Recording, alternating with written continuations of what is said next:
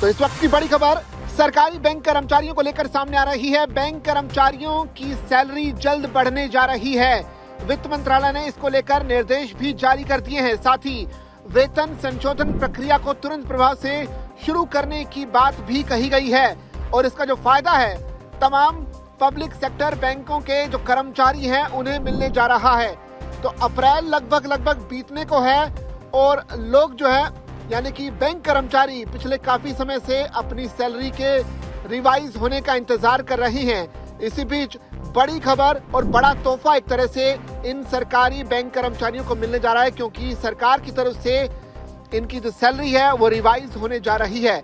वित्त मंत्रालय ने सभी पब्लिक सेक्टर बैंकों को निर्देश दिया है कि वो वेतन संशोधन यानी कि वेज रिवीजन की प्रक्रिया को समयबद्ध तरीके से शुरू करें और अगले 12 महीनों के भीतर इसे पूरा कर लें।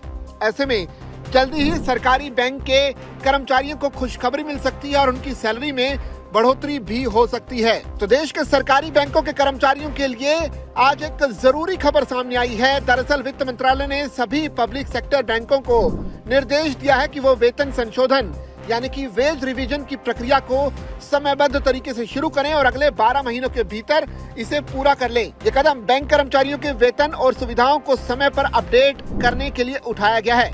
ऐसे में जल्दी ही सरकारी बैंकों के कर्मचारियों को खुशखबरी मिल सकती है और उनकी सैलरी में बढ़ोतरी भी हो सकती है। सरकारी बैंकों के कर्मचारियों और अधिकारियों के लिए अगला वेतन संशोधन 1 नवंबर 2027 से लागू होना तय है। भारत में आमतौर पर बैंकों और बीमा कंपनियों में हर 5 साल में वेतन संशोधित किया जाता है।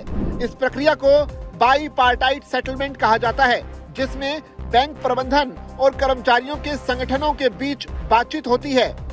इस प्रक्रिया में इंडियन बैंक्स एसोसिएशन यानी कि IBA कर्मचारियों के यूनियन और एसोसिएशनों के साथ बातचीत करता है। दोनों पक्ष मिलकर एक ऐसा समझौता तैयार करते हैं जो सभी के लिए स्वीकार्य हो।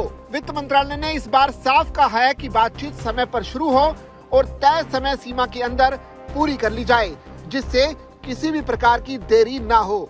सरकार का मानना है कि वेतन समझौते में देरी से कर्मचारियों का मनोबल तो प्रभावित होता ही है, साथ ही इससे कार्यस्थल पर असंतुलन भी पैदा हो सकता है। ऐसे में ये जरूरी है कि सभी प्रक्रियाएं समय पर पूरी हों और नए वेतन ढांचे को तय समय पर ही लागू किया जा सके। आपको बता दें कि अभी वर्तमान में पब्लिक सेक्टर बैंक शानदार प्रदर्शन कर रहे हैं। पिछले कुछ सालों में इन बैंकों ने रिकॉर्ड मुनाफा कमाया है। वित्त वर्ष 2023 में जहां कुल मुनाफा करीब 1 लाख करोड़ रुपए से ज्यादा का था, वहीं 2024 में ये बढ़कर करीब 1.5 लाख करोड़ रुपए और 2025 में करीब 1.25 लाख करोड़ रुपए तक पहुंच गया है। इस सुधार के पीछे बेहतर लोन क्वालिटी, लगातार बढ़ता कर्ज वितरण, मजबूत पूंजी स्थिति और बेहतर रिटर्न ऑन एसेट्स जैसे कारण शामिल हैं। बैंकों की बैलेंस शीट भी पहले से ज्यादा मजबूत हुई है। सितंबर 2025 के अंत तक ग्रॉस NPA घटकर करीब 2.30% के रिकॉर्ड निचले स्तर पर आ गया, जबकि पूंजी पर्याप्तता अनुपात करीब 15.96% पर बनी हुई है।